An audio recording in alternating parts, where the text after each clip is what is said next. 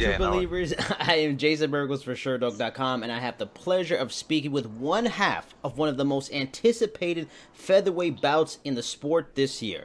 This man has gone unbeaten for nearly 4 years in multiple divisions and is in the midst of an incredible 18-fight win streak. On September 28th, he not only competes in the first round of the Bellator Featherweight Grand Prix, but he will also compete for the division's championship against who many consider to be the greatest fighter in Bellator history, Patricio Pitbull. That man going for gold is the Spaniard himself, Juan Archuleta. Juan, thank you very much for giving me some time in what I'm sure will be some busy days coming up in the next week or so. Yeah, no worries, Shane. Thanks for having me on. I appreciate it. Now, before we move forward to this huge matchup with Pitbull on the 20th, I want to go back to your last fight. In the first round with Eduardo Dantas, it seemed like you were just inches away from landing certain strikes. Yet by the second round, you made adjustments and you started landing much more. What was like the difference from the first round to the second round? Was it simply finding the right range and they start landing, or was there much more to it than that? Well, our camp filled with a bunch of studs. I got a lot of good coaching, a great coaching staff in TJ Dillashaw, Cub Swanson, Joe Stevenson, Duane Ludwig, Tiki Gosen, Felipe Del Monica. An all-star team. You got an all-star team. Yeah, just pretty much all these guys, right? So these guys, they're really good at having on-the-fly adjustments and then making a lot of illusions out there in the first round that people get used to seeing, and then are getting frustrated by not being able to hit the illusion. So I think it was just his frustration that got to him, and then able to capitalize on the frustration that he had and was able to put him away. Now tell me, without of course giving away too much of your strategy and stuff like that, but give me like an illusion, because us layman fans and amateurs like know feints and stuff like that. But what's an illusion? So a lot of stuff is coming up short on punches on purpose, just to make him think my range was off. Pulling back on some of the punches, not following through on your punches all the way is a good illusion, right? If I throw a jab out there that's just right under the chin, but not as long as or fully extended jab, the guy thinks that the guy takes the illusion that I'm out of range. But when you're able to draw them in and say, okay, I'm comfortable in this distance, because fighting, there's an A zone, B zone, and a C zone.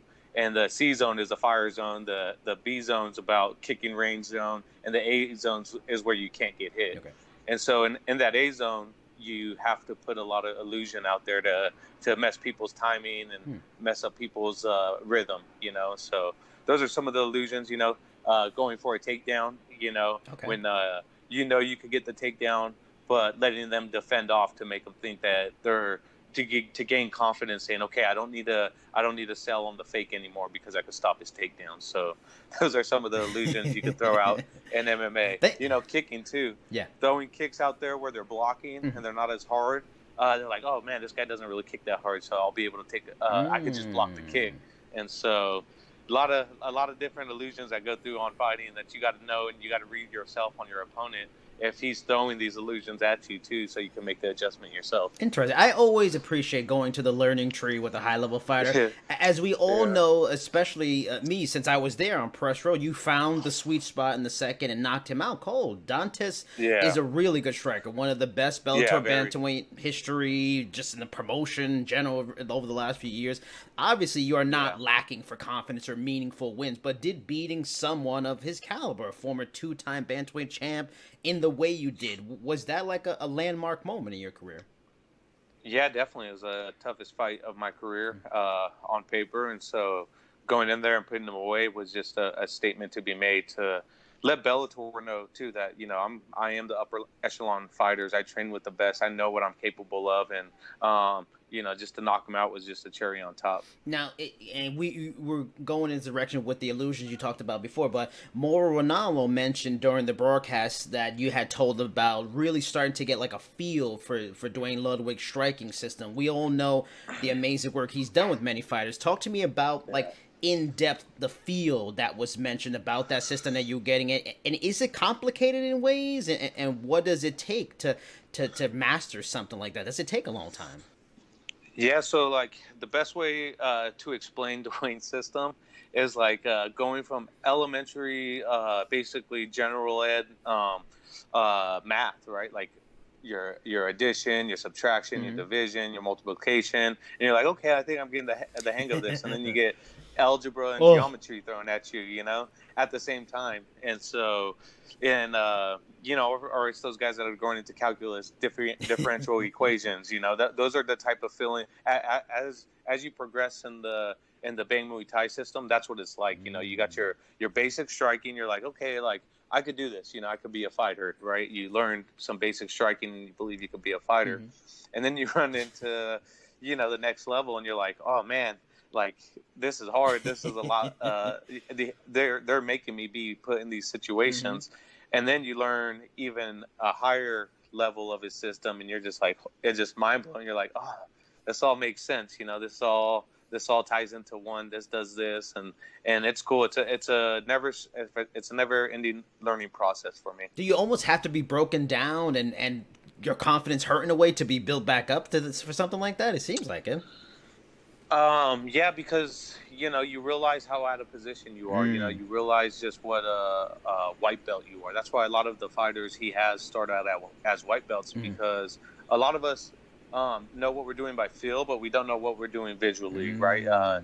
He's like, okay, I want you to hit this combo, and you're like, I've never even seen that combo before in my life. Like, how do you want me to hit this? I don't even know where I need to be in position to hit that combo. So it's definitely humbling and a great experience every time by Dwayne. Every time I go out and I'm able to train with them and spend some good time this camp with them, and just kept expanding on my knowledge, and so it's been great. For some who may not know, you were a 4 division champion at King of the Cage. With your history and your wins in over Bandejas at 135, over the 2-time champ, like I mentioned. Even though it was at 145, you were still a top fighter at bantamweight for a long time. You had established yourself as a legit contender at bantamweight at Bellator.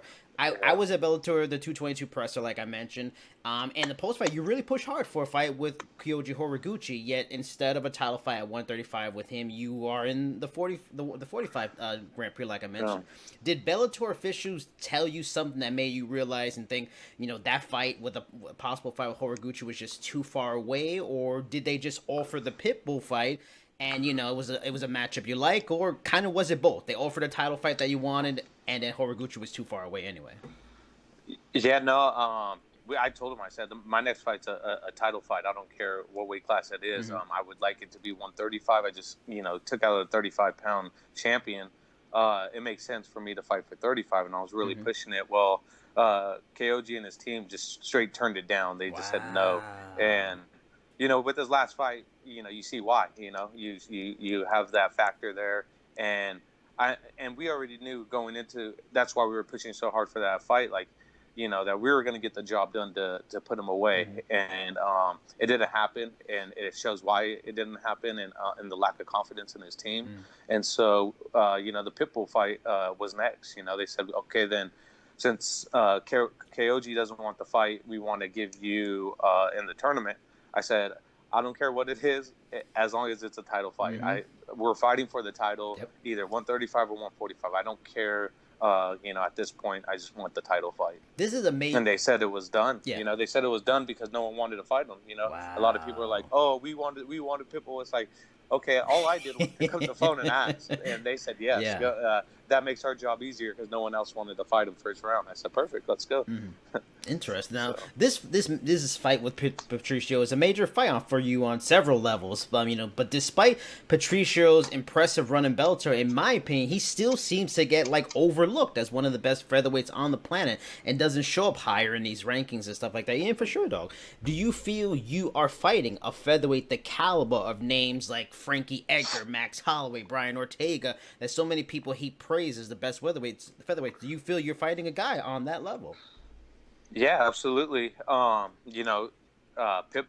is one of the best. He just took out Michael Chandler in the first round. He is the best Bellator has to offer, and that's what makes this fight so intriguing to me. And that's what why I wake up every morning training all out, because it's a scary fight. He could put you away at any moment. And And I think it's just titles, right? Most of the time, people are like, "Oh, well, you fight for Bellator." It's like, yeah, but I'm still the best in the world. Like, I have a world title. I have 2 world titles in big organizations. Like, he is the real deal, Yep. whether people like to say it or not. Yep. He's definitely a the top 2 fighters at 145 as of right now. I feel like anyone that has a belt in big organizations is automatically top 10 in the world. But with obviously Max Holloway is Max Holloway. Right. And it'll be a great fight with him and Max Holloway as well. But I definitely feel he is top 2 as fighter as a featherweight, and I'm going to go in there and show why I'm a top contender in the featherweight division as well, and not just in Bellator but in the whole world. Because I'm going to go out there and I'm going to put him away. All right. Well, I asked Pedro Carvalho for a prediction on this fight, and while he respects you both and sees it as being a very competitive fight, he is picking Patricio. Now, with the difference in his mind being that he felt that Patricio has shown a lot of heart in his big moments. Not saying you don't have heart, just that Patricio in his fights has shown it. Do you agree that Patricio has a lot of heart? And in your mind, is he a guy that, like you just mentioned, you plan to put him away, but do you feel in a way he may be very difficult to put away? Yeah, absolutely. I'm not even going to look to put him away. I'm going to look for him not to answer the bell, and that's going to be my job. That's my job, to go out there and wear him down and show him. And I hope he does. I hope he does show the heart and goes out there and I feel like in this part of his career he's starting to get more. He's relaxed, right? He just came off 2 big wins. Right.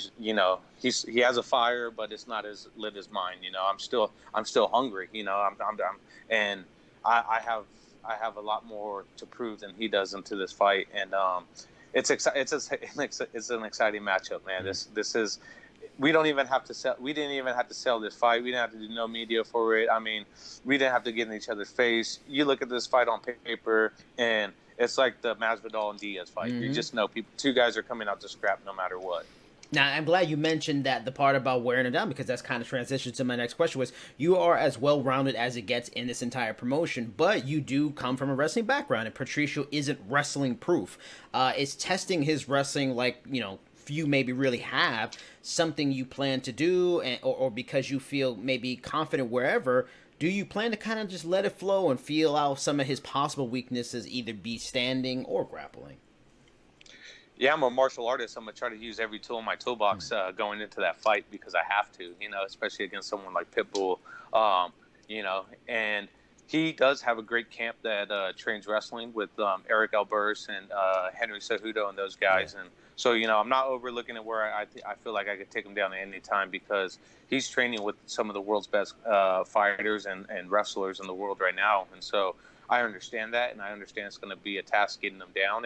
And I can't overlook his jiu-jitsu. He has a great guillotine, great Kimura, and leg locks are on point. So it's going to be a well-rounded fight. I'm able to stay away from those. I got great ground and pound that nullify the jiu-jitsu. So the fans are in for a treat. This fight is going to be grit and teeth, and it's like those UCLA and USC matchups back in the day. Yep. Where it comes down to the wire, and that's what it's going to be. Every round in this fight is going to come down to a wire on who's going to win this round. You got to be outsmart.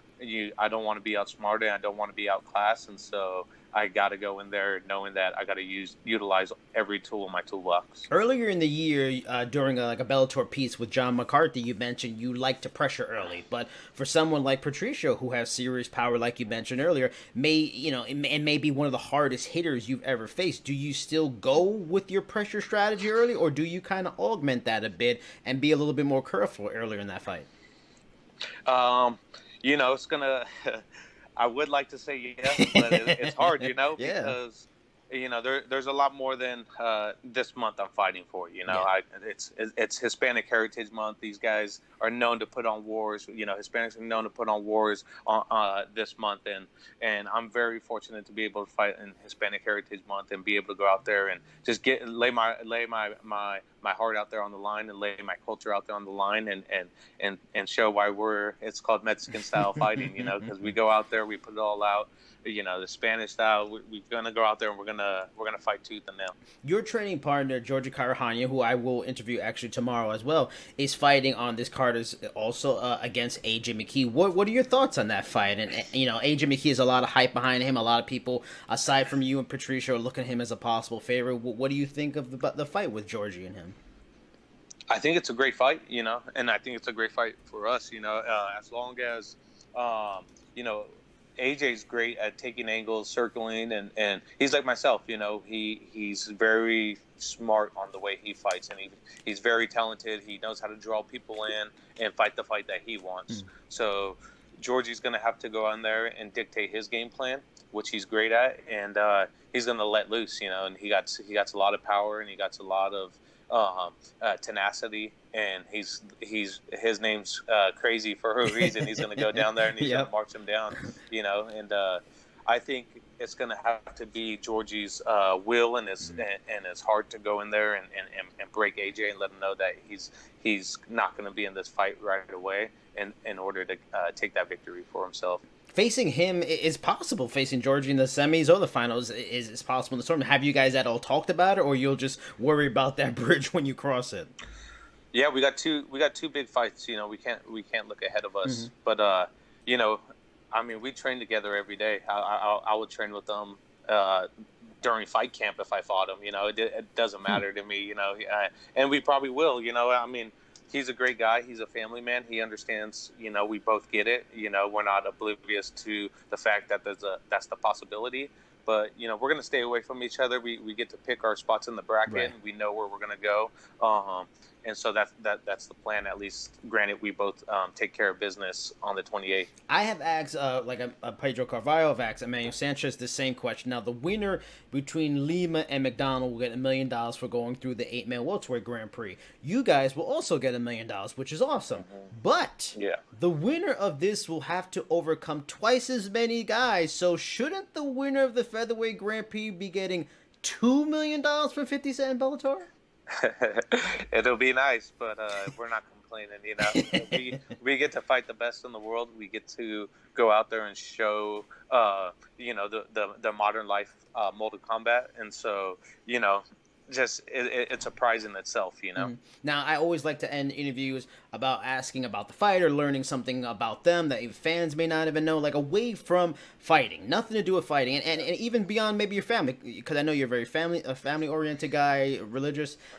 What's your personal passions? Like I've had fighters tell me they're into origami, knitting, motorcycles, cooking, video games. Video games is hugely popular. What are some of your personal passions that has nothing to do with fighting?